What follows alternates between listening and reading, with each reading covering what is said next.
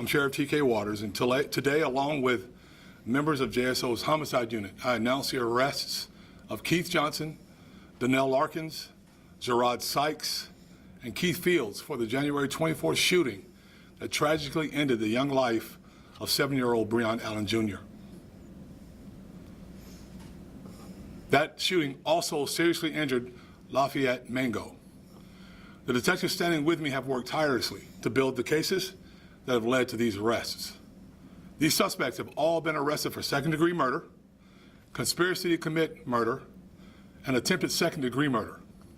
At 24, 20, and 18 years of age, respectively, Sykes, Larkins, and Fields are all documented gang members. Johnson is a 21-year-old documented gang associate. On the screens behind me, you'll see them being walked over this morning to be charged. 2 days after this tragic event, I visited with Breon Allen Jr.'s grieving parents. And during that meeting, I promised them that this agency would do everything in its power to bring the perpetrators of this senseless and horrific violent crime to justice. And we've only just begun. This is an ongoing investigation, so there's very little that I will share about the facts and the circumstances of this case. But what I can tell you is this. This murder was a culmination of escalating violence between two rival street gangs or street groups. It was a targeted, planned act, one with which during the murders clearly saw Breon walking innocently with the intended target, Lafayette Mango. With these arrests, the first chips fall in this investigation, but they won't be the last. There are other individuals who planned and participated in this heinous act. We know who they are, and our investigators are building strong evidentiary cases against those perpetrators. They will be arrested, and they will face the justice system. I want to take this opportunity to speak directly to those who continue to use violence to glorify violence in our community. This is not a game. There are innocent people in our community. There's no community. And JSO will not rest, and the good people of the city are free. We're going to come for you. That's a promise. We won't rest. We will not tire. You will be held accountable. To Breon Allen Jr. parents, this agency stands with you. Jacksonville stands with you. This community will not submit to brutality. The loss of one life is one life too many, especially one as precious as Breon's. Now's the time for accountability. So at this time, I'll answer any questions that I can that don't impair the investigation as we move forward. Sheriff, I know that you sent out a statement already about the video that was circulating online in reference to this case, but did you feel the video helped or aided in making an arrest in this case? Which one is that, dear? The one that was going around, I think, like Promo had it on their platform, and someone was sharing it several times on Facebook in regards to you having someone. No. All this stuff was in the process and being done at the time. I'm not real familiar with Duval Promo, but this stuff was already in progress of being done. Sheriff, the weekend after the shooting, we went to a scene where there was SWAT out at Sycamore Street right off of Moncrief. Just wanted to see if that happened to be related. I think one of the sergeants on the scene told us that they were working some sort of gang-related case. I wouldn't be able to tell you right now from where we stand, and if it was, I probably don't want to comment. I want to make sure that we keep the integrity of this investigation as tight as possible.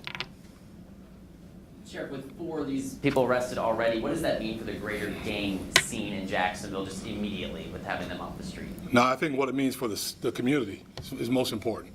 That they can't hurt anyone else.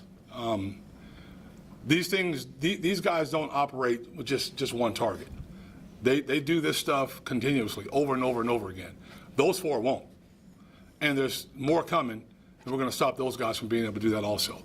And if you decide you want to continue to do that and that kind of activity in our city, I have a whole army of people that are here to ready to stop you and ready to put you behind bars so that we can't do this. We cannot accept this. This is completely unacceptable. And it just frustrates me a little bit because this should not have happened, but we're heavily focused on this issue. Sheriff, how do you think this little boy will be remembered in this city? You don't ever want to remember anyone like this, what you want to remember is his parents, the good times, the wonderful things that they shared, his football career, his athleticism, a sweet young man who had a very, very, very bright future. That's the best way that I can put it. I don't know if there's any way to really express the impact of such a loss. Unless you've been through it, you have no idea, no concept of what it's like. They do, and they should not be going through this. Not 7, not 17, not 27. As I said before, and I'm going to say it again, our kids are supposed to bury us. And when you have these clowns, these guys, doing these kind of things to members of our community, especially seeing that young baby out there like that, big problem. When were they arrested or taken into custody? When was that? Way back. Since the end of January. Yeah. Yep. Case was being worked before the actual official charges was put on them. Was it just one that actually fired the gun, or was it like? Not gonna tell you multiple Okay.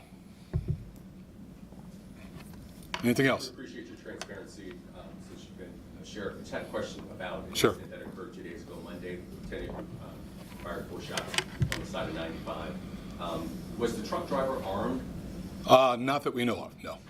That case is still under investigation, but not that we know of. Do you know the nature of the shoulder injury that he sustained and whether it had anything to do with the accident that occurred or whether it was something that occurred with him? So all that's part of the investigation, Tarek, and we're still looking into the details of it and what happened, and we're still waiting to hear from the officer who has the opportunity to whether he just has to decide whether he wants to make a statement or not. My last question for you. Do you have any information about the position of where the officer was when he fired his weapon? What was the evidence indicate, not what the officer said, but what I do not. So I'm going to tell you this. I was out of the office the last couple of days. The undersheriff and the director of investigation and Homeland Security were working that case. I don't know where he was, but that's all part of the updating and briefing that I'm going to get. he was a sharpshooter and he missed. It's kind of, there's nothing you can say about it. Yeah, that's all I can give you right now. I can't speculate, Tarek. Thank you. All right, thank you.